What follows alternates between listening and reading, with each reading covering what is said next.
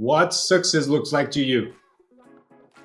Success to me is having a fantastic relationship with my kids and my wife. So Awesome.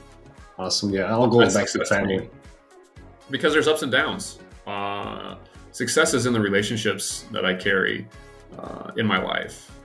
The people that I want to be around that support me or, want to do life with me. So those are the people that I define as successful. I don't worry about, business has ups and downs. We could start this, get successful, lose it all. Great. I still have these relationships that, I live with day to day, and they're fantastic. My W-2, I can walk into work tomorrow, get fired. All right, great. Still have these great relationships with my wife and my kids. So those are the things that I define as successful in my life. Money's just an object, businesses, jobs, they're all just objects. They're things, they change. We all have changes in those areas. Smash record, let's go for it. Yeah, just mashed it. And yes, I was saying, just natural, man. We are both learning this, so it's all right. Absolutely. What's So, exciting going on, man? You're always a pumped guy and making oh things man, happen. October for me is one of the busiest months of the year, honestly. Um, it's that time of year where I get to or I get to play with my passion, as it were. We have I do the whole family thing all the time, which is great.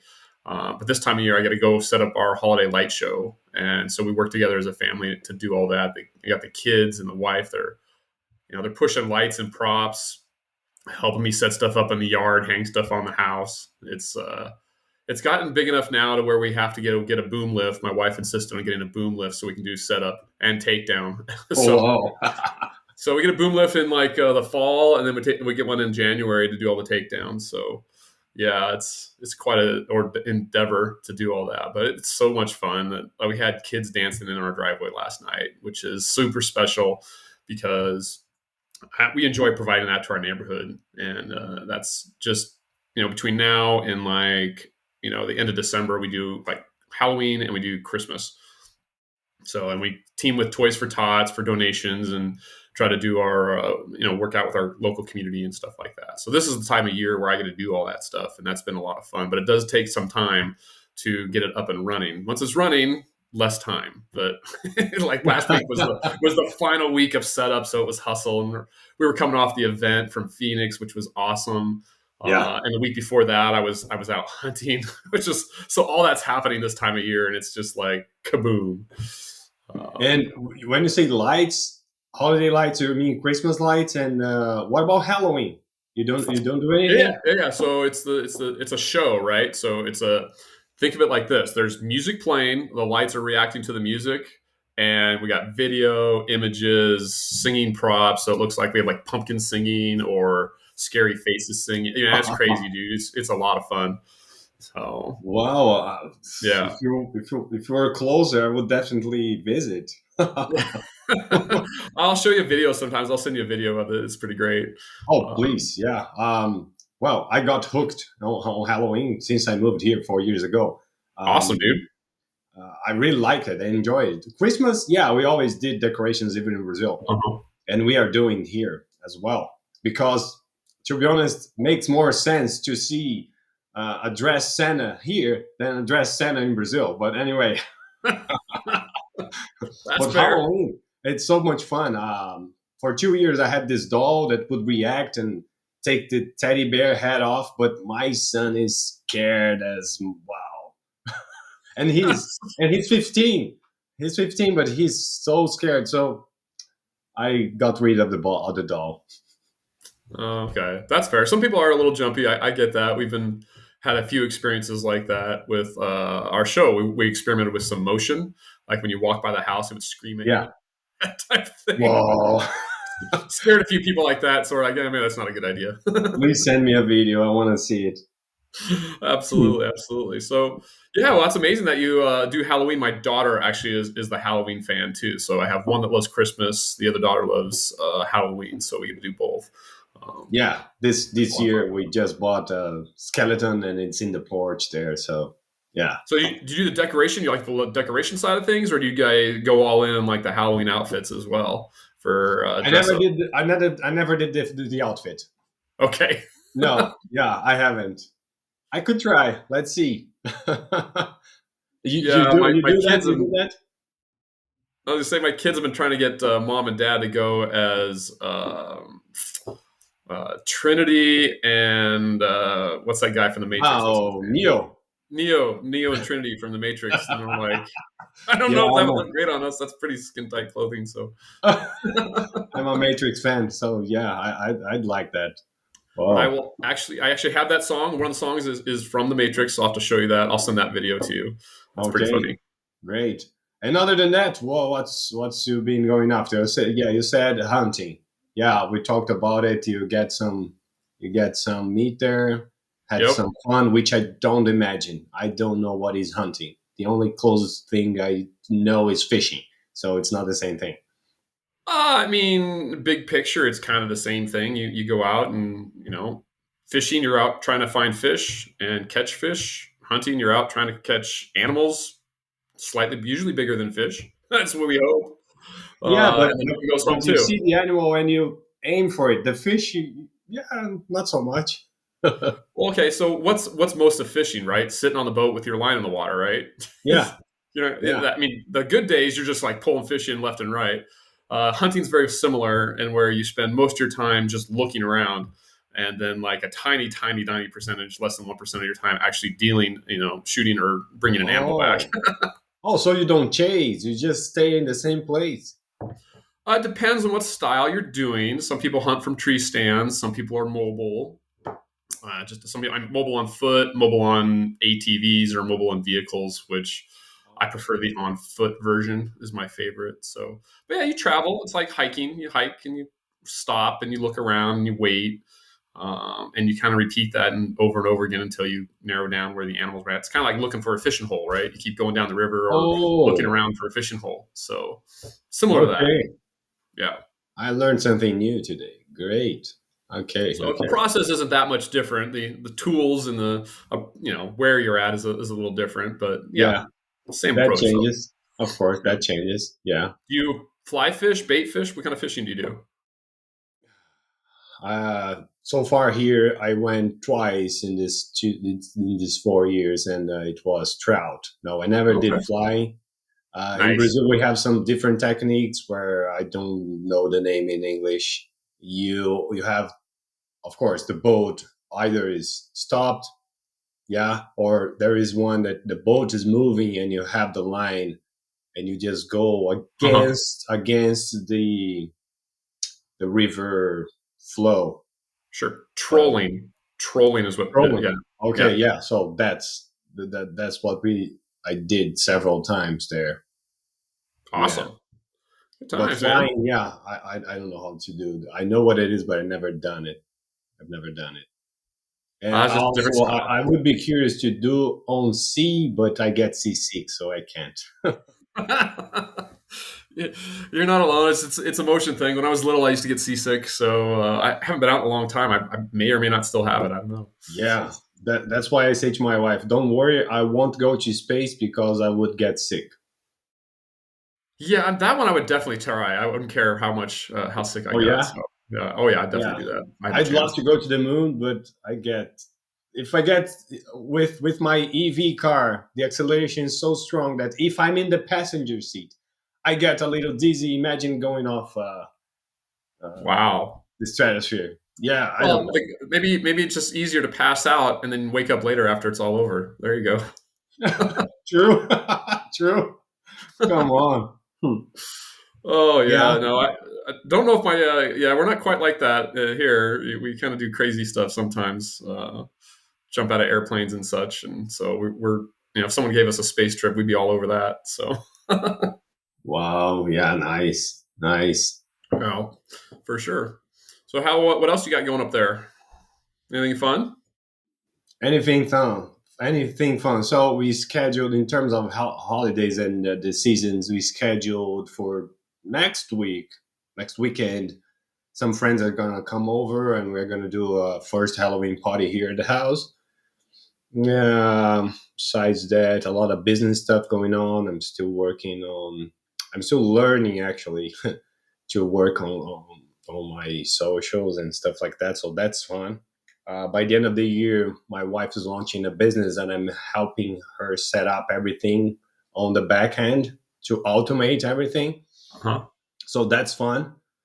Um, my side business, apart from real estate investment, also we are now, as I think I mentioned, we are prospecting, and we have two potential leads, and hopefully, no, we will close it. So yeah, by the end of the year, we'll close these two locations. So that's what's also fun, going after it, prospecting, making, doing the research about it.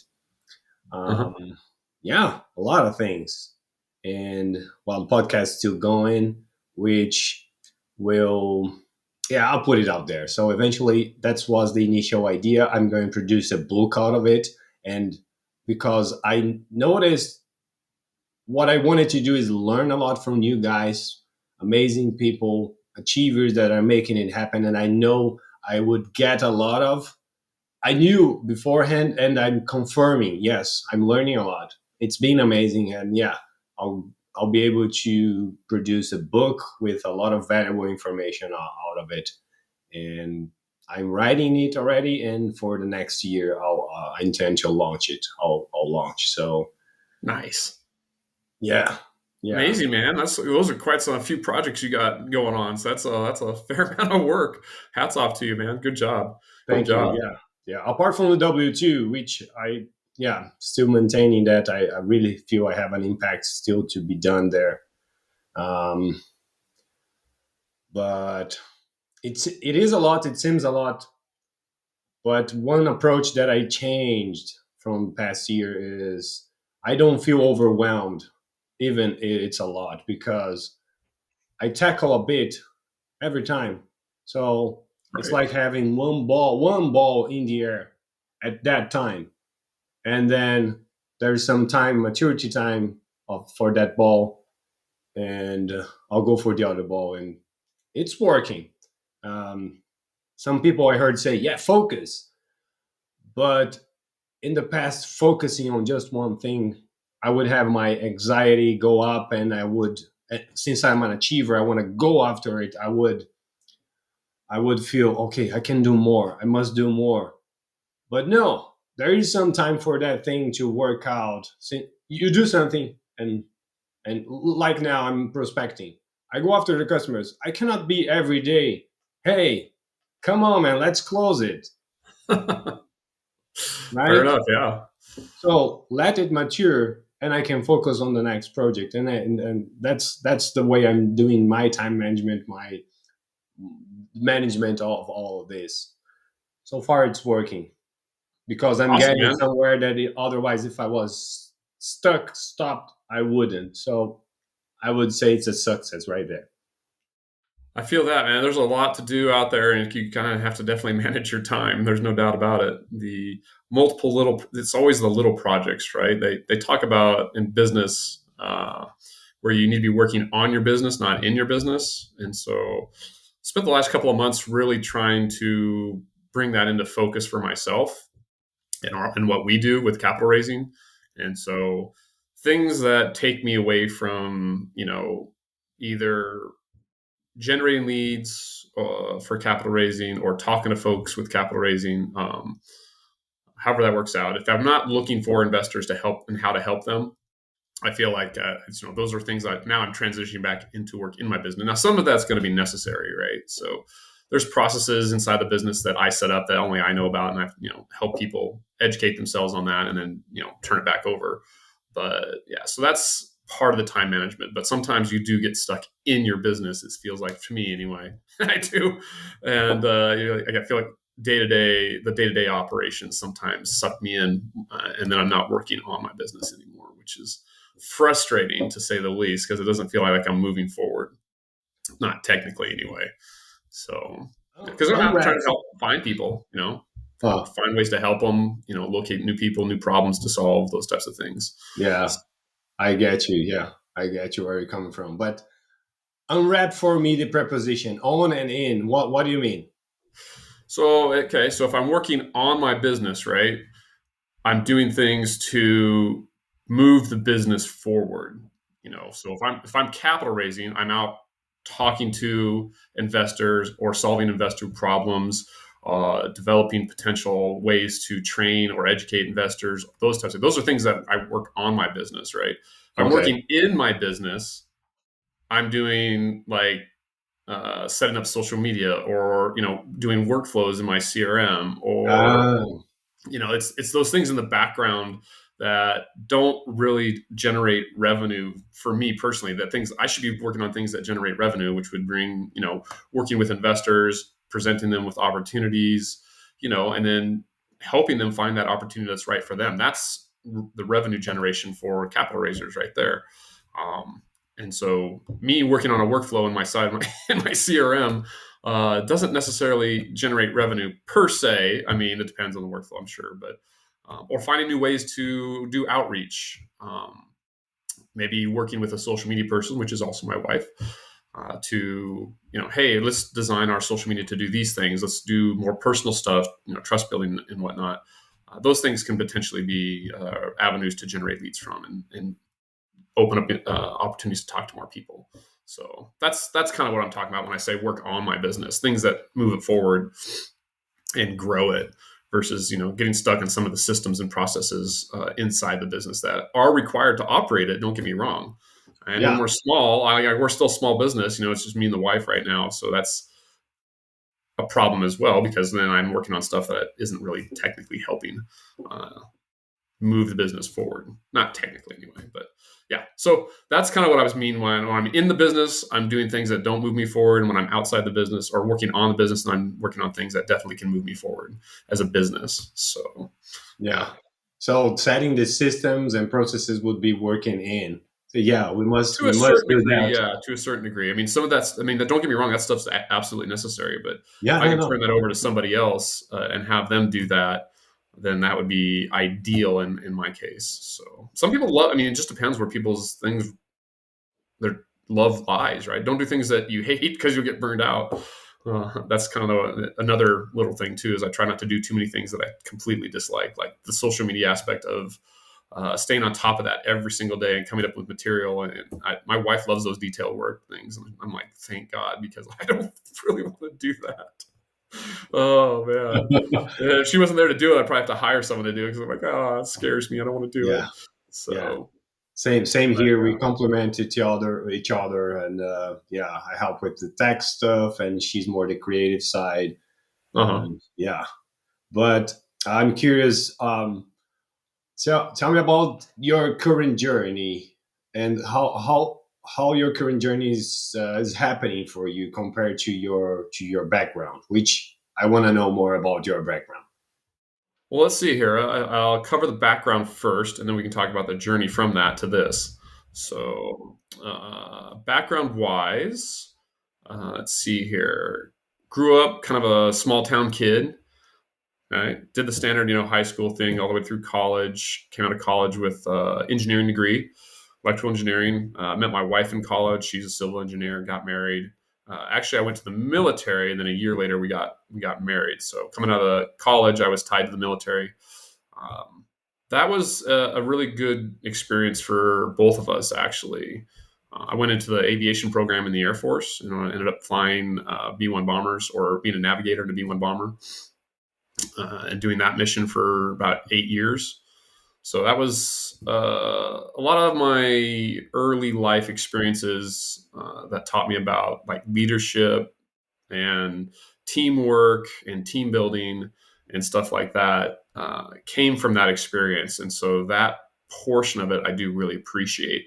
Also, things like talking in front of people, giving presentations, those types of things are also very, in the aviation career field. It's a little interesting how presentations go down, because you get up in front of your crewmates and or your crew, and you talk about what we're going to do today. Right? We have a flight briefing. Okay. And you go out and you fly, and then you come back and you have a debriefing. So for every time you go flying, there's two presentations really. And so you kind of get good at taking critiques. Some of them not always constructive. So you learn to live with that kind of stuff. Because during the debrief, oftentimes, they can get a little bit out of hand depending on what happened during the mission. So guys can get pretty rambunctious and opinionated about certain things. So, but there's always something funny to be said that happened out there. But those are all great experiences and things I can move forward with in terms of like briefing, learning about people's attention span, those types of things. So I take that and I apply it now to when we have to talk about, let's just say, an opportunity with an investment group or investment or group of investors. Most people have a 10, 15, 20-minute attention span. And so what do you really cover in a pitch deck for if you only have 10, 15, 20 minutes? So that those things translate, and I'll get to more of that here in a second. But so military, finished that up, which was great. And then we decided to hop out of the military to do family life because we were starting to have kids and stuff like that. I did a touch and go in residential real estate for a little bit. Pretty bad experience with that. Won't get into that, but it was it was not good. So we kind of swore off real estate there for a while. And then as the kids got older, late teenagers, we kind of decided to circle back and take a look at real estate again. And through that process of looking for researching, what we want to do, commercial versus residential, and then you get mentorship. As an older person, you're like, no, I'm going to need a mentor to figure this stuff out. Save me a lot of heartache. So then you do the group research on all the potential mentors out there. And we ended up with Rod's group, of course, which has been fantastic for us. And meeting people like yourself. So we do totally love the group and what's offered there. So highly recommend that if folks are looking for a mentorship program. But circling back to kind of how I take my background experience in engineering, military, and then parenting and everything and roll it into what I do now for commercial real estate. Those three experiences kind of made me more of a people-ish person, even though if you first met me if you met me at the house and the way I hang out at home, we're pretty private, actually, believe it or not, folks. So you wouldn't think that guy's going to go out and do capital raising, but I do really enjoy talking to folks and finding out about them and the challenges that they have in their life. Because like you're asking me, my journey is different than anybody else's. Your journey is different than everybody else's.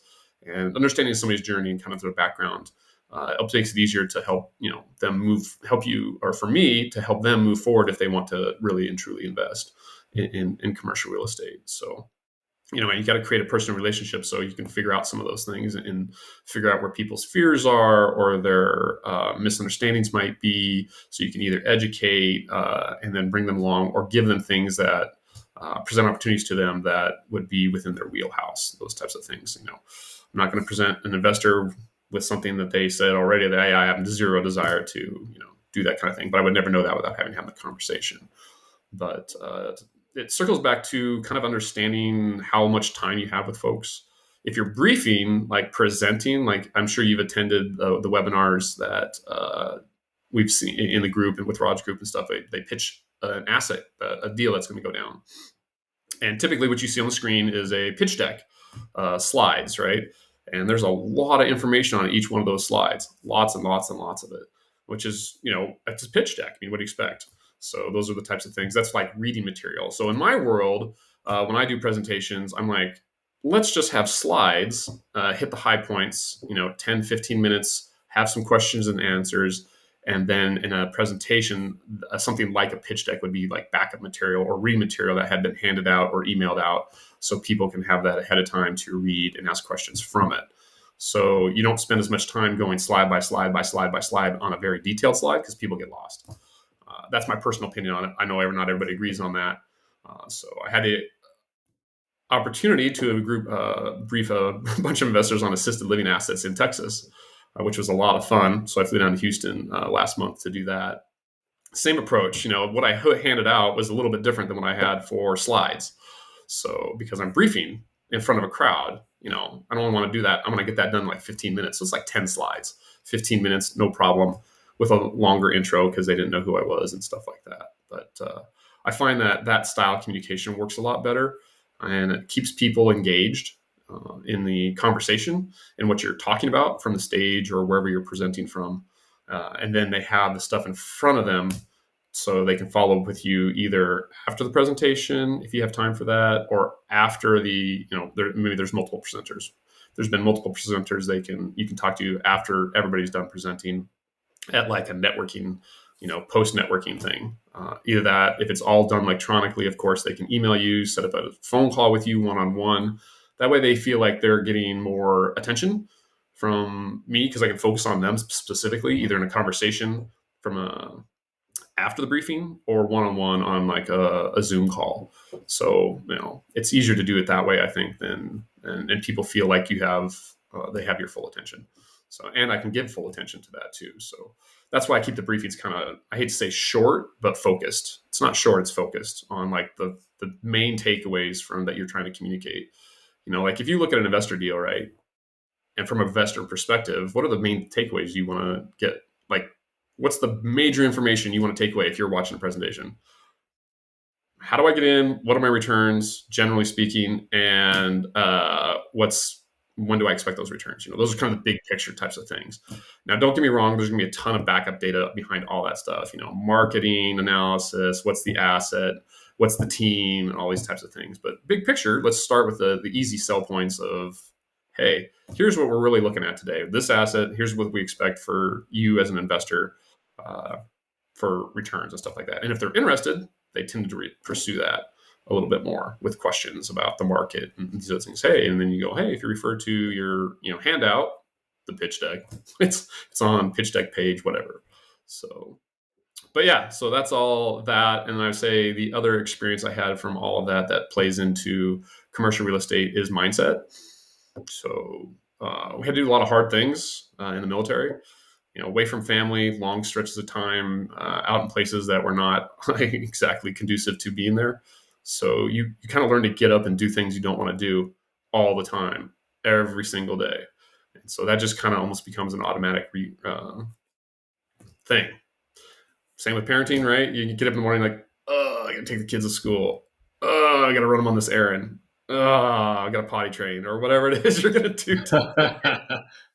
Yeah, a lot of resilience there. Yes. Yes, yeah, totally. So there's a bit of a mindset behind everything that we do, and if you're going to pursue a business objective, whatever that might be, you kind of stick with it, honestly, because if it gets hard and kind of people fold on that, then you're probably not going to make it in your business world because I don't know about you, but things tend not to go smoothly all the time. So everybody's going to have problems and have challenges, and so if you don't have a strong mindset to kind of push through those challenges and realize them for what they are, it's a challenge. It's going to it's going to derail you. It's going to knock you down. And all you got to do is really kind of just get back up and keep going. So that's kind of one of those things that we learned to do a little bit. And that was very helpful for a young adult coming into the military and out of college to kind of realize that because your life isn't your own, right? And so you kind of somebody else owns you to a certain degree and tells you where to go and what to do and stuff like that. So that can be frustrating. It can be good. But I look at it as a positive because that's the big takeaway from that is, you just kind of deal with it and you push forward no matter what the challenge is. So I don't know that world. But I'd say that I want to say that we never really do own our own time. But I imagine for the military or Air Force or whatever, it must be even a step further. And why do I say that? Well, if you have customers or if you are in the W2, you are dependent on everyone's schedule, so your schedule is impacted. So I'd say in general, we never own our 100% of our own time. We can never do 100% our own way. But I can only imagine what might be when you're, I don't know, I'm going to picture something here. You are there with your family and get a call and, hey, come on. Yep. Jump on the plane and let's go. So there's been a lot of interesting things both from my side and my wife's side. So we've had that phone call, where it's like, hey, it's time to go to work and we don't know when you're coming back. Okay, great. Let's go, type thing. We've had it wasn't really a phone call, but we've had aircraft go in, on deployments that crashed. We had an aircraft crash in the ocean, which is all public record. Um, Back early on, and I think it was 01, 02. And then then the wives all know who's out there, but nobody knows who is in the plane, type of thing. So everybody's nervous until they get a call from their loved one. And so from the wife's side of things, she had to deal with that kind of stuff, and then not knowing where I was, not being able to talk to me for months or weeks, I should say. It wasn't months; it was weeks at a time. So yeah, those types of things. So far, it's not just the military member that gets to learn the tough part of the job. It's also the family, and those that had kids, they were dealing with it. The kids are like, hey, where's dad or mom or whoever? They haven't been home in 6 months, so I'd like to see them sometime soon. But so those are all the challenges that you deal with when in deployments. But it makes everybody kind of that mentally tough to push through things. And honestly, this from my perspective, and this is just based on my life experience. I'm sure everybody has a different opinion, but working with real estate and investors is relatively low stress comparatively. So that's kind of just to put it in perspective for me personally. I'm like, okay, this is fun. We're not having to worry about too many bad things happening for personally or professionally. I mean, this is just talking to people. Really, is all it is. And Yeah. so it makes it a little less intense. Maybe that's the correct word to Yeah. deal with on a day to day basis. So. I mean, even though wife's like, "Hey, you gonna fly tonight?" Yeah, all right. See you when I see you, type of thing. So we had crazy little things happen along the way. Training things happen where plane misbehaved and you weren't sure you were gonna come back to the same airfield that you left from. Those types of things. So I've been on things that you catch on fire in the air, right? Oh, okay, great. We'll deal with that and, and try to make it home tonight. So but Yeah. again, in relation to all that being related to what we do now with commercial real estate, is just learning to push through the problems and focus on what the need is for our investors and what their needs are. I had the opportunity to walk someone through for the first time on one of their first signings for their PPM, which was great. And it was a learning experience, right? So I'm just educating. We're talking through some of the stuff. I mean, the thing's like 100 pages long, and we're like scrolling page by page on a Zoom call, and it was great. Loved it. So it was a lot of fun to just see people learn and get a grasp on it because it was their first time with a commercial deal, and it was fantastic. So they had the opportunity and the wherewithal to get into the deal, which was great.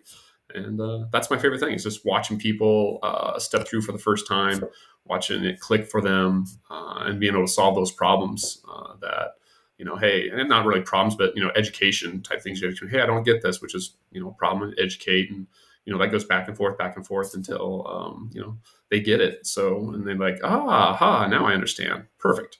So those are the types of things, those little situations that I really enjoy now because I see it's like parenting with my kids. You see them parent them, you teach them something, and they finally get it, and the light bulb comes on. You're like, woohoo, they got it. I love it. So, not that all the investors are kids, but to a certain degree, if they're brand new, it's like bringing them along a little bit. Yeah. And there's highly successful people, honestly, if they're going to be investing in commercial real estate, typically. So they're not like kids or anything, like I said earlier, but it's still a learning process. Sometimes you feel like you're learning from a fire hose for first timers. So when it's all new and they don't understand the process and stuff like that. But so yeah, being able to help them along that journey is very fun for me personally, and I do enjoy it quite a bit. So Yeah. It is. It is. What I'm hearing you say is that the mental strength you developed in the military career, Air Force. Sorry, I might. Yeah, I never. oh yeah, it's fine. Same Yeah. thing. Um, and the leadership, which is also. I had other two guys here from the military, and both said the leadership stuff as well. So Hmm. what I'm hearing you say is that the mental strength and the leadership that you developed during the previous career, it's reusable now, of course, Sure. and really helping you. Is that right? Oh, absolutely. It's an experience that you can't really replace, you can't really oftentimes even communicate to folks exactly what it was like, which is, it wasn't a shared experience for someone that you might be talking to, which is totally understandable. It's easier for the military guys because, it was a shared experience and easier to explain and talk through some of the experiences there. Uh, but not everybody will get it, and that's perfectly okay. But yes, that definitely going through those experiences is definitely exercise in developing some mental toughness to go through that not only on a day to day basis for your job, but also with your family, and then your family developing it because you're not always there to do the regular dad job, wife job, or husband job, or whatever, or vice versa. So a spouse job. So that's kind of it's an interesting thing. Military families are a unique breed, I'll tell you that for sure, and what they have to go through in life when one of the military members or both are gone from the house. So, Right. yep. Yep. So I would say that's definitely a good thing because in business, like we talked about earlier, there are problems. Some of them seem insurmountable. You're like, wow, I have no idea how that's going to happen. But at the end of the day, it's just a matter of getting to work. um, you have to go do. You can't just sit there and think about it and wonder about how you're going to solve something. You actually have to start trying stuff even when you don't know. Ask questions, go find someone that does know, someone that can help. That's all action based stuff. And so Yeah. that's kind of the other thing is like, hey, I can't just sit here and analysis paralysis. You got to mentally get with it and go do things. So you got to solve the freaking problem. It Yeah. doesn't happen by just sitting around thinking about it. No. The end of the day, yeah, it's all about it, solving problems. Um, Mm-hmm. and during this development, during this, I would say transformation. How was this transformation for you? Um, Oh, for business? develop this mental strength, the mindset around it. Um, do you recall and the motivation? It's not easy. I know it's not easy to go through such difficult moments, and yeah, and you kind of describe, oh, the plane is on fire or whatever happened. Sure. Um, did you feel you got transformed by those experiences, and how? I would say at the time while you're in it, a lot of times while people are in their problems or in their day to day, they don't quite realize how things are changing for them. They just kind of, you just kind of go with it. That's the way things are. Um, when you're flying, a problem presents itself, and generally you have a limited amount of time to solve it. So you're moving through the air, you can't stop, you kind of just got to keep going. So the transformation in terms of developing that was maybe an unconscious effort, you could say. It just kind of naturally happened. Part of that is, I think, related to how the military trains its people. They put you through the training program, and those that don't make it are the ones that they get weeded out automatically. So there's a certain degree of getting through the training program that creates it, I think. But at the time, most of the students, they're just scared. Like, I got to make this next flight. I got to make this grade. That's the way they look at it. That next event, I got to pass it. And so they're looking at it in such a small level, on a day to day level. They don't realize that they're actually getting tougher and tougher as they progress through the program. And in terms of like the mental toughness component, and developing the day to day, like, hey, I need to get this done type stuff. And don't get me wrong, there's those that just kind of were naturals. There were those that kind of were just went out and did whatever they want in the evenings, versus like maybe study or prepare or something like that. But those that were super successful were the ones that were prepping every single night and just doing what was necessary to get through and get done. And then there's, I was kind of a mix of, I studied most of the time, but I did go out and have fun too. So I wasn't completely on, focused all the time because I just wasn't that person at the time. So, but it does take a certain amount of focus to get through that stuff. So I will say that. And I'm trying to teach that to my kids, though. I would tell you that if I take a spin off here, a sidetrack on teaching kids this stuff is crazy. And so, especially in today's age where you have the kids that are tied to the devices, and um, having them develop or at least have an introduction into that. I had the same exact conversation with my daughter. It's not enough just to think about it. It's enough, and like we were talking about earlier, you got to go do something about it, type of thing. If you want to be better, if you want to learn stuff, if you ever stop learning, you're not going to be improving. So like, what is it you want to get better at?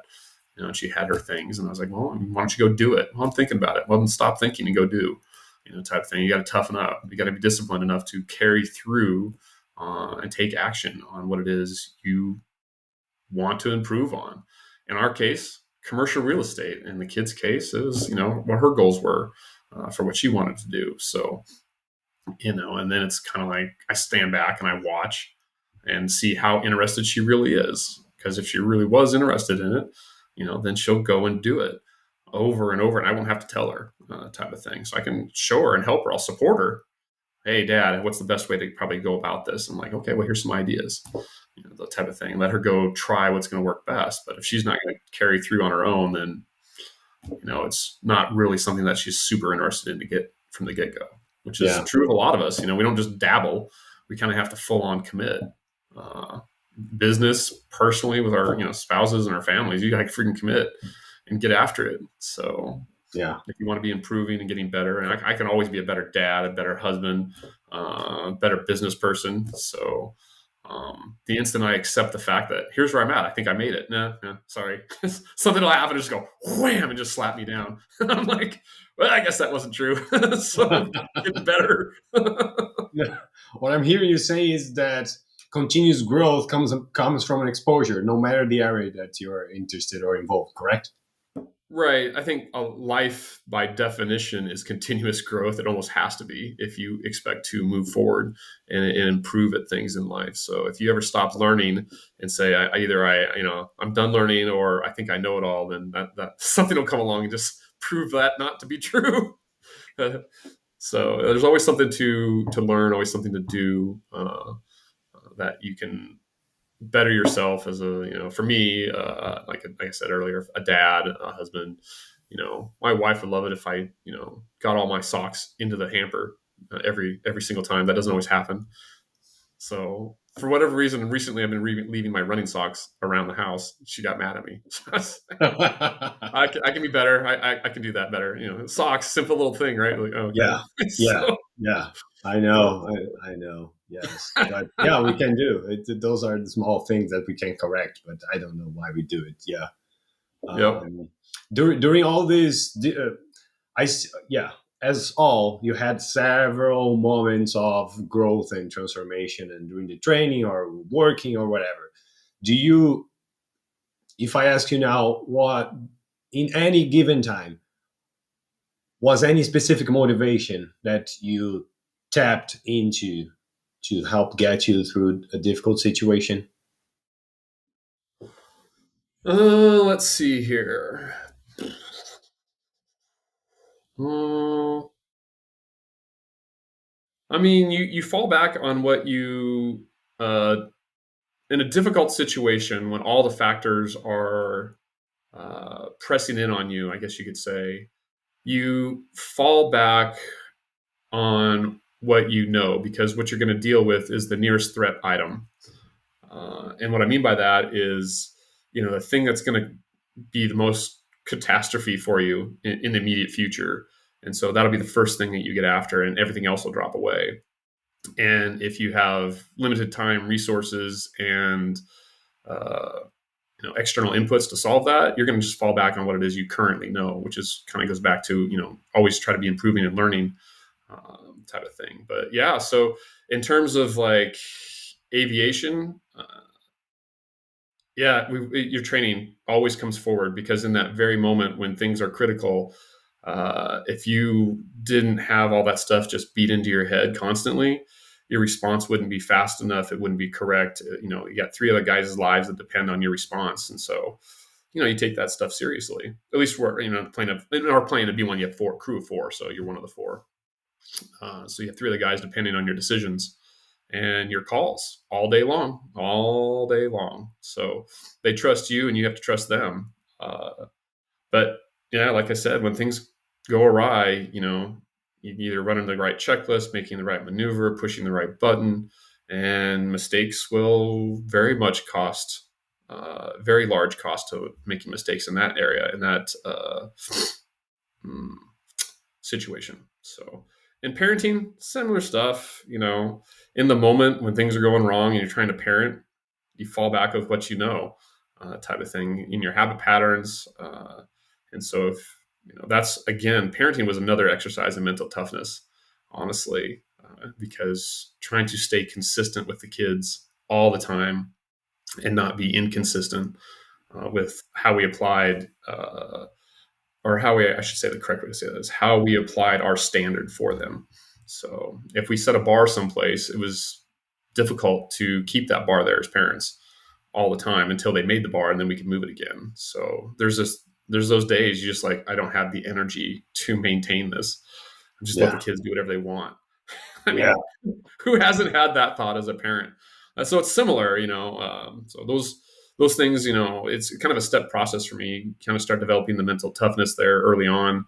By the time I had kids, and which I love, have dude, if you want to learn stuff, have kids. Seriously, yeah, that'll teach you so much stuff. Um, and then just trying to push through that mentally and being a good dad and making sure your kids turn out because you won't know for 20 years, 20, 30 years if your kids turned out the way you hoped they would. Uh, but nothing goes as planned. So you're going to have to, live with that too, which is fine.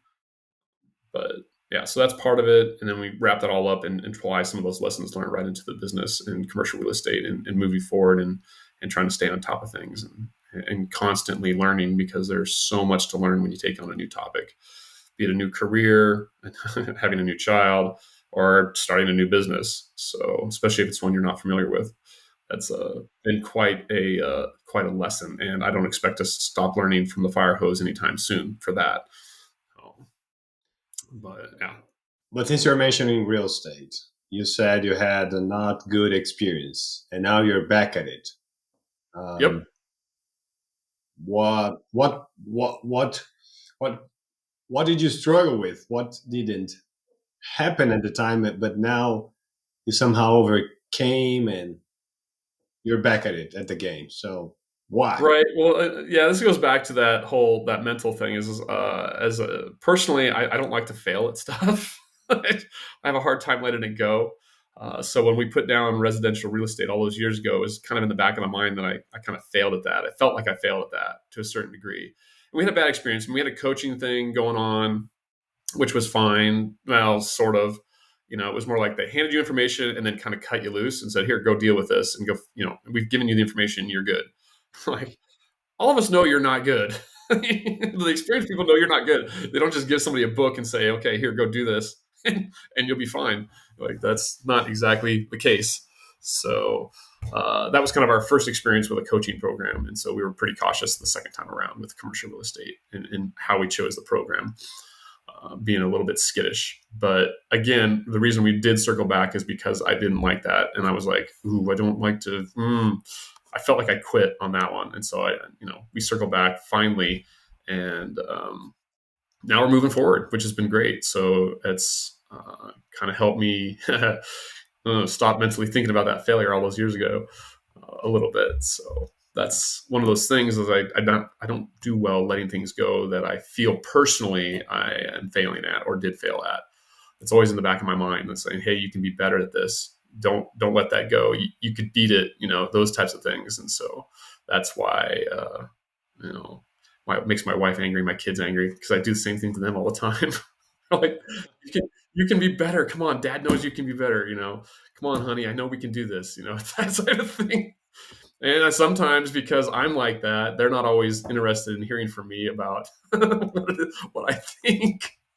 So I've had to learn how to deal with that. Having three girls in the house, that was interesting because I grew up with all boys, and sometimes the boys can be like, "Let's just go get it, let's get it Yeah, done." It doesn't always work. totally. So I've had to adjust my approach on that one. I still believe in it, and I still do it in different ways with them, but not the Yes, same go get 'em way. But yeah, that's the answer, right? right. Redo, but do differently to get different results. Doesn't matter. Yeah, yeah, Yeah. So, but it's been great for talking in terms of like the mentorship and getting the new program and stuff like that. That's a key factor. I think if you're going to start something new, finding someone that can help you, mentor you, whatever, is a key factor to initial success, getting you up off the ground, and finding a support group that is going to be like that. It is true what they say that when you change vectors and try to take your life in a different direction, business wise or personally, you do find out kind of those relationships around you that aren't that healthy for that new direction. So those things tend to drop off, and you find new relationships through the coaching, the mentoring, and just the searching or doing executing on your new business. Those types of things, because you get involved with people that are in and around that business, and you build those relationships. And that's been a fantastic way to get into the business, as well as with the coaching program that Rod produces and Yeah. whatnot. So, yep. Yeah, indeed. Indeed. Indeed. Mm-hmm. Mentorship helps a lot. Well, you avoid the Getting, mistakes. Well, I should say you avoid the mistakes. You minimize your ability to get into mistakes because you have someone to refer to. They say yeah, that's not a good idea. Don't yeah. try that. Or if you do, watch out for these things. And then like, aha, as a new person, you just don't know what you don't know. You oftentimes don't even know the right question to ask to get the answer that you need. Hmm. Yeah. So that's kind of been, and true mentorship is like sitting there almost like a parent and just teaching someone that doesn't know anything. That's kind of the way I view it. And so I hope that someday I'll be able to pass that or pay it forward to somebody else, taking everything that we've learned as a couple and either in business personally or with parenting, and just say, hey, look, this is the things that we've learned. Hopefully you can use them. If not, that's okay too. But at least you have them in the back of your mind to refer to at a future date if the ever comes up where you find that you do need them, need Yeah, those experiences. So yeah, that's kind of one of our big things too. Is we don't like to sit there and just say, hey, look what we know, type of thing. That needs to be shared knowledge to somebody. Maybe it's our kids. Maybe it's somebody else. Maybe someday we'll be coaches. Who knows, Fernando? We'll be coaching people for who Rod. knows? I know, Exactly. right? Who knows? Exactly. Who knows? That would be great, But man. That'd be great. yeah, well, I'd love that. But you touch on something that we were discussing actually Uh-huh. 2 weeks ago at the event. Um, you continuously grow and you share and reuse those knowledges, and all in favor as well of your goal. So I think it was Michael saying that if it's not something that will, he can make money, but if it's not related to his goals, he's not doing it. Uh-huh. And your journey, from all you described, I can see that you have been continuously growing, reusing everything that you have learned, and you also want to share. So yeah, I think that's if anyone wants a secret sauce or the formula, there it is. I hope. Sometimes I mean we all have those days, and I know I have them too. It's like, yeah, it didn't feel like I learned anything today.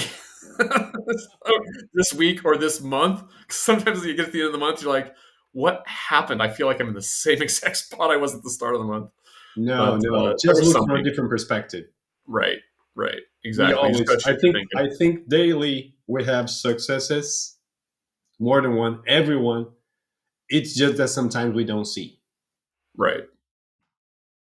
Fair enough. It is totally true. And sometimes it takes a vacation to understand that, oh, yeah, you are moving forward. Yeah, You can't yeah, see it sometimes when you're doing the yeah, day to day. Kind of what we talked about earlier. You don't really see yourself improving, or you don't really see your kids aging, even though they are, because you're there every single day watching them, and you don't see them growing, getting bigger. And you're like, oh, wow. Then you look back at old pictures like, wow, you did grow.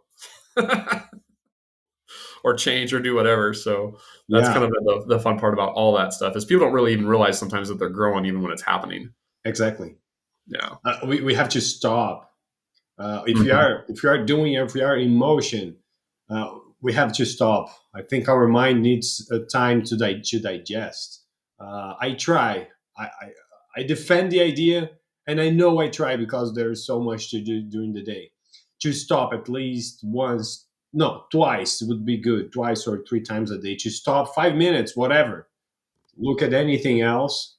Uh, every time I do it, I notice that, oh, it's snap, and something comes to your mind, an idea or an understanding of something that you're trying Sure. to wrap your head around. Yeah, that's the way we work. We just have to stop, and usually we don't. I know. It's sad, huh? We just don't stop and we're like, oh, maybe I should. So I've been trying to be better about that personally. it almost is counterintuitive, like we're talking about, or how you just we. I want to just keep going, thinking I can get through it, but then at the same time, if I work overly stressed or mentally wiped out, then the results aren't as good, or I can't solve problems as well. And so, just kind of throttling back and just maybe spend an evening on the couch with the wife, type of thing, just kind of forget about business for one night and just relax, and then come back and the next day and put the gas pedal back down. So that would be trying to watch that a little bit more too, because that is a thing for sure. Having those moments where you can just sit down and relax and just kind of recover. So, Yeah, yeah, totally, totally. Man, now I have a question. Now I do have a sure. question. If you uh, let's put out there, if you have to restart everything, and I say, hey man, Dave what, you have 1 year to rebuild everything that you are proud of, how would you do it? Well, I suppose we're excluding our kids. So hard Yeah, well, to, one hard year to one rebuild year them in one you year. can do it, 1 year you can do it. Oh wow! If I had to redo, let's just say my all my business stuff in 1 year, so I've been at it for kind of almost over a year, no, just slightly over a year now. But if I had to come back and redo everything in the last year, that, and let's just say I did it in like 2 or 3 or 4 months, how would I lean into that? Hmm. Knowing what I know now, yeah, I would pursue system building a little bit more. We all talk about our, because I as a capital raiser, I have to manage relationships, and so having some systems in place to help me do that would be way nicer. I would have gotten on that a lot faster. We only really started that, I think, 3 months ago, in terms of like seriously getting after the systems to manage all that stuff. That never came across as, I mean, we talk about the CRM and how important that is to a certain degree, but no one really knows how powerful it is until you really try to use it. And so that was kind of a learning curve there. I'd get on that sooner. That would allow me to manage my outreach faster. I'd be able to reach more people faster. I'd be able to manage what I have better as a capital raiser. And then I would probably circle back to, I wouldn't try the other jobs as much, because we spent some time trying other jobs like, deal finding, underwriting, and those types of things. We tried that. I think we tried that for too long. It should have been like, let's start doing this. And if we just totally dislike it, just cross that off the list immediately, instead of trying to just put our head down and go through it, type of deal. So that was one of those things that we probably should have been faster on. But other than that, I mean, it's hard to say. Relationship development, like all the events that we went through this year, having those all in 2 or 3 months would be amazing. Don't get me wrong. Yeah, But the yeah, events have a lot to do with outreach in terms of our own inside the warrior group type of deal. That's been great to be able to do those, and some of the things I wouldn't trade wouldn't trade those events for time wise. But strictly building our own personal business, that I would say I needed to get on that CRM, that system building a whole lot faster, because you need to find a way to get in front of people, expand your outreach either through local meetups, uh, online outreach, something like that. So we're actually in process of looking at starting our own local group too, which should have been a lot sooner. So the things that really you can network and control from your end is local outreach, person to person or one on one, and then more of the automated outreach from the CRM too. But even the CRM can help you manage your local outreach. So that's and your meetups and such, and webinars and so on and so forth. So that stuff is still coming. It's just been slow. That assumes I don't have any family or any other responsibilities. So, yeah, yeah. right. So that's like, oh, in 2 to 3 months, I think I'd have it done, and then I make sure I had a team around me to help me do that too. So a team build for helping build my systems is probably what I would have done. Make Right. that go a lot faster. Yeah, insisting in an idea, and for how long. I think that goes back to our stamina and us insisting to make things happen. We Hmm. never know how long do we have to insist. That's a great question. I don't think we'll ever reach an answer. Right. For But yeah, sure. So that's all. It's always a guess. You're like, here's what I think I would do. Um, but Trial and error. That's what I say. Hmm. We are all trial and error. No one For can sure. say, "Oh, I know this. I know how to." No, you tried several times, failed, and now you tried the right time, and then you learned. I think that's it. Yeah, I did. That's an interesting phrase. I do like the phrase to phrase it more like when if you stop trying, then you fail. So Yes. my kids, I taught that to my kids, and now they say it. It says, "If I stop trying, I'll fail," Yeah. type of thing. So that's Yeah. that's kind of where where I told you earlier about that tick in the back of my head where I thought, yeah, I failed at that. I was like, oh, I failed, but I'm not. I don't think I'm done trying yet. So I just had to give that Yeah. right moment to circle back around. But E- so it's stuff like that. Exactly. I feel that's where I am in my life. I tried several and enough times to understand what doesn't work, what I don't want to do, and now I'm doing things differently and getting different results and better results and having success. But doesn't mean that before I didn't have success. I Right. did. That's why I got here, but not the way I wanted. So yeah, that's I feel that where we are. Let's say like that. We tried Uh-huh. enough times to know what we don't want to do, what doesn't get the Oh, for result we sure. want, and we keep trying differently. Yep. And all those are great lessons. I honestly, if I had my dream, I would be to mentor my kids to do this exact same thing and just say, hey, look, here's all the pitfalls you can avoid, just like people did with us, and just like, and I get to work with them. That would be even Yeah, better. So that'd be the yeah. fun part.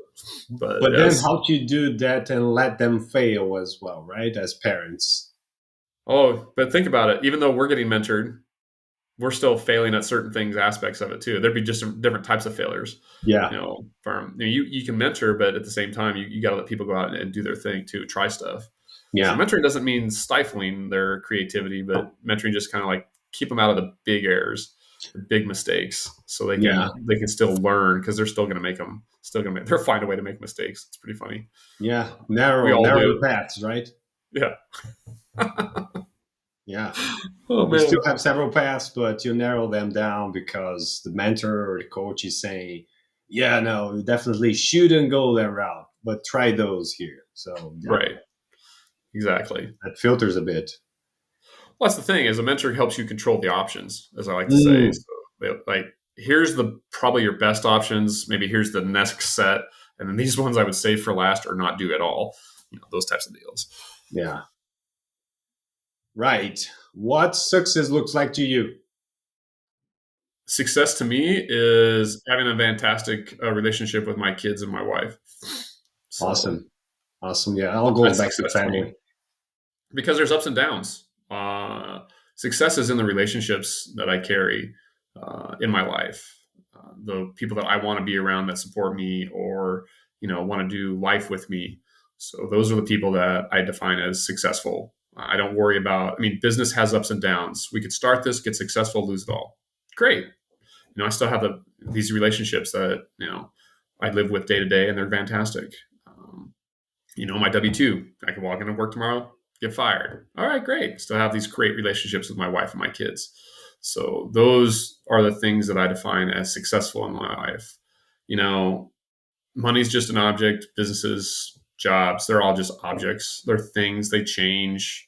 We all have changes in those areas. They go up, they go down. So tying my happiness or tying my self confidence or self worth to anything like that that's changing that frequently, yeah.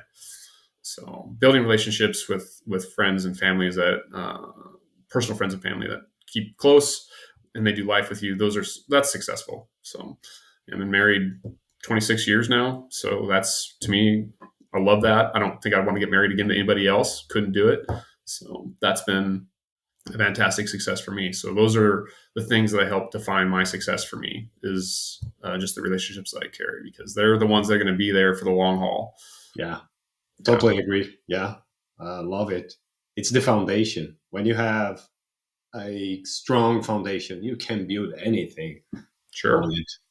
Yeah. Absolutely. And they'll support you, right? So they don't necessarily care if you quote, quote, fail, if your business goes under. They're like, hey, we're still here. We're still together. It's fine. Everybody's alive. That's great. And we can recover. If you take that attitude, that approach where, hey, things go away. We can probably do something to get things back. Just with that type of attitude, you're almost become unbeatable to a certain degree because you won't quit. Yeah, totally. Mm-hmm. Dave, I want to give you a billboard and I want to know what you're going to put on the billboard. You On can the use it, billboard, a billboard. You can use it however you see fit. I would probably put a huge blurb on there, just or a huge letter that says "Accept change." Mm-hmm. That's it's, change. it's kind of along the lines of what we were just talking about. Time marches forward, and things around you change. Don't battle it. It's going to be, kids grow up. That's a change. You go through age phases. Your body changes. Don't battle it. Just accept it and do what you can. There's certain things that you can change, certain things that you can't. But if you can't change it, don't sweat it. Just roll with it and always go your own direction. Yeah. Accepting change, I find that people waste a lot of time getting upset about things that they have no control over in the first Yeah. place. Yeah. that's, that's case in point. So my daughter, she's texting me like, I think it was yesterday. She's like, "Hey, they took away this program," like, and she's all upset about it. I'm like, okay, you can't do anything about it. So I mean, what are you gonna do? Why are we all mad about this thing that we can't? You're not gonna be able to change. Yeah. Don't waste energy on that. Yeah. Right, right. You have Yeah. enough time, and you don't have enough time in your day to worry about things that you can't change. So, Yeah. tomorrow can't change tomorrow, and you certainly can't change tomorrow. Or sorry, you can't change yesterday, and you can't change tomorrow. So it's just today. That's all you got right now, to a certain degree. Now you can plan for tomorrow and have a game plan, and hopefully that's the way it goes. But as we say in the military, a plan never survives first contact with the enemy. So. Okay. Yeah, I mean, because you put together a plan, right? Like all the flying that we ever did. Before you leave, we talked about the briefings. That's the plan. Here's the plan. Nothing ever went as planned ever. So you're like, I'll just roll with this. I guess we'll just figure it out. So I mean, day to day, you're like, hey, I have my business plan. This is what we're going to do today, or this is what we're going to do this month, or this year. Doesn't happen. And you're like, okay, great. Life interferes. You got sidetracked, or you took a whole different vector because you found that to be better. Like, don't be so tied to your game plan that you can't recognize change is right there in front of you and it'd be better or worse. Yeah. Depends. Yeah. So that's kind of what my billboard read and says, hey, just accept change. No, that reminds me, a high school math teacher I had, before explaining something, because people would make questions, of course, and he would say, "Yeah, accept it. Just accept it. It's the way it is. If you accept, hurts less." So, That's kind of true. That's totally true. You don't waste all the energy on just being mad at something that is not worth your time to get mad at or upset about. So that's a great saying from the math teacher, even in high school. Man, I love it. uh-huh. Yeah, it was. So I still remember it. Yeah. Wow. Right? That's It must have crazy. been one heck of a lesson if you still remember it from your high school math teacher. Yeah. Yeah. Wow. Well, in terms Yeah. of growth, what resources, books, whatever resource could you recommend, um, people? Growth, huh? Growth. I like reading mindset books off and on. I think there's a vast mixture of things that you could do. A lot of us learn when it's out of necessity, like what's the project of the day. I need to learn how to be better at social media or change my approach, or I need to be better at my CRM workflows. How can I get in there and make those changes? So we learn out of necessity. Some folks like to read about mindset because they're like, okay, maybe that's a struggle for them, and so they stay on that mindset. So I mean, I one of my favorite mindset books is called Relentless by Tim Grover. Favorite book. So he talks about going from good to great to unstoppable in that book, and that was a fantastic read for me. I love it. So there's a lot of good principles in that book that I felt related to what my background and where I was at. So I really enjoyed that book from a mindset perspective. But yeah, I think learning is there's always phases of it. Today I'm learning about this how to capital raise on this specific asset or this specific fund or this or whatever it is, right? So I am stuck learning that. I to say stuck, but I'm learning that today or tomorrow or this week. And so that encourage people to kind of look at what it is they want to learn or the resource, and then find resources that support that, and realize that you're not going to learn it all at once. If you want to learn about like, so just use multifamily is a good example, right? Don't try to learn it all at once. Don't go order 50 books and try to read them all in a weekend. It just won't happen. Um, some of it's trial and error. Trial and error is a great learner, but when you play at a higher numbers, it's sometimes you don't want to trial and error up there. But um, it's like searching for a group mentorship. That's a great trial and error process. Sometimes you like, sometimes you don't like specific things. That's why using your resources of tools online, do your research, and figure that out, and before you have to spend money on it, type of thing. So, in terms of like resources change all the time. Like I said, it depends on what you're learning. So you have to figure out what those resources are, or the ones that best support you. I'll put it that way, because yeah, everybody's a little bit different. Some people love reading. Some people like podcasts. Some people webinars, or just doing research or tech references. Like I still have books I keep that are like technical reference books. I kind of enjoy reading those sometimes. It's kind of like, oh, wow, I haven't read this in a long time. So, but I typically will read to solve a problem. There's a problem I need to learn to fix it. So I have to go get the resources that will teach me how to do that. And I see, like, sometimes the kids these days, they don't do that. Like, oh, I don't care. It's a problem. I was like, it's a problem. All right. You better go solve that. Well, I don't know where to start. I'm like, just start, just start, figure it out, those types of things. So that's one of the missing factors I see in some of the kids today. It's like, I don't know how to do this, but they aren't willing to go figure out how to do it, which is a totally unfortunate approach to doing things. But yeah, so I don't have a specific resource is really what I'm trying to say. My resources change based on what it is I'm trying to accomplish, and in what stage I'm at for that. As you learn, you find that you need more learning. And the more you learn, or at least the more I've learned, the more I realize that I don't know anything. So start to look at, there's a massive amount of information out there, and I'll never know it all. So that's maybe a humbling experience, but it's definitely true.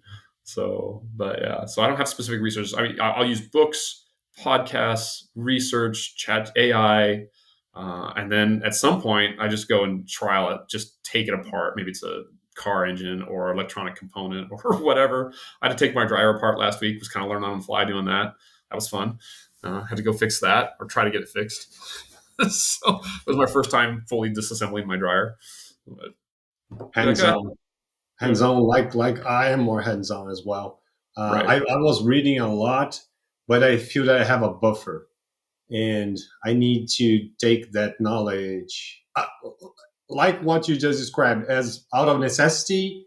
I was reading some things, and now I feel that I have to apply. The same thing happened for real estate. I was really dedicated for 6 months once I joined Rod's group, and then if okay, I need to put that in practice now. But and the same thing is happening now. I read a lot and doing social media stuff, and continuous growth and stuff like that. And now I feel that okay, I cannot continue reading. I need to put that in practice. So for the past 2 months, I've just been, doing things.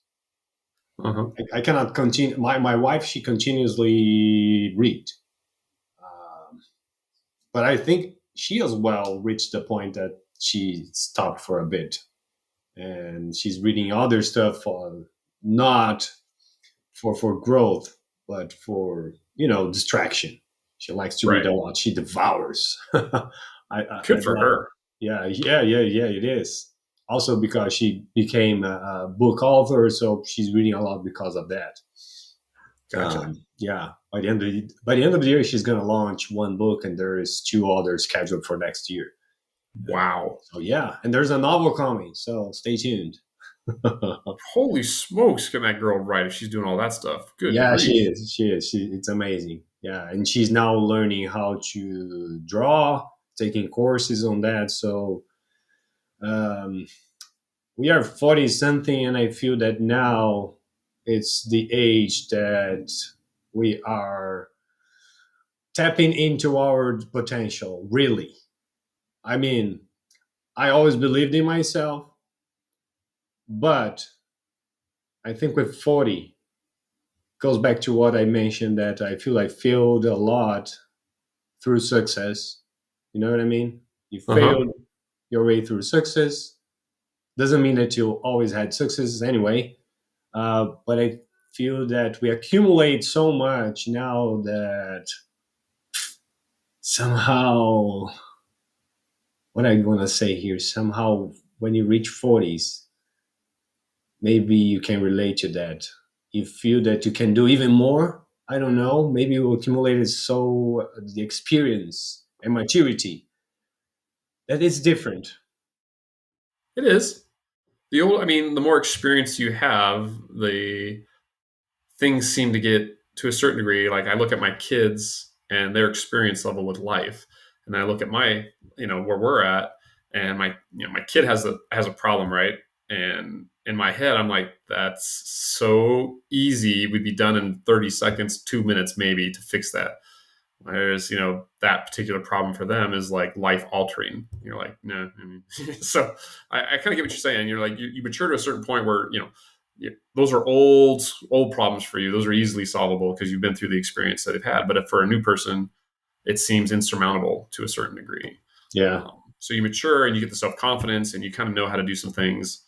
And that's kind of where life experience helps tremendously because, there's two different classes of knowledge. You have book knowledge, and then you have the stuff that you learn and experience by doing and learning that way too. So I'm that way. I do like to learn by experience.